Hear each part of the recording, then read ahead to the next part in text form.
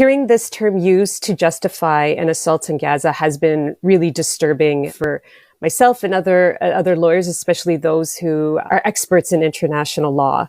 The law is clear. Article 51 of the UN Charter does speak to the right of self-defense and outlines that an attack that would trigger self-defense must be committed by another member state and cannot have originated from a territory that is under belligerent occupation by the state that is claiming self-defense.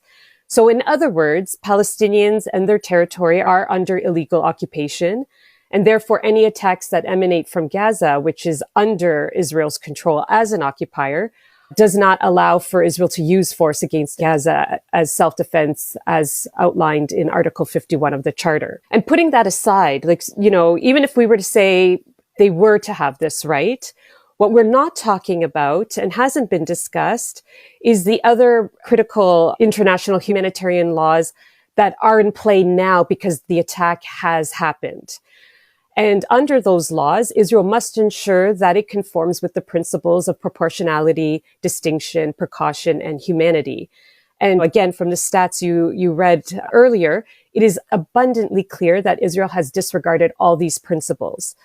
When you look at the sheer number of people killed and injured and the disproportionate number of them being civilians and the destruction of civilian property as well and infrastructure, the collective punishment by this policy of starvation and deprivation of fuel, all these measures are considered war crimes under international law and far exceed anything that's permissible under international law. We can't just look at the right to self-defense in a vacuum. It is part and parcel of a greater body of law, and those laws all come into play at this time.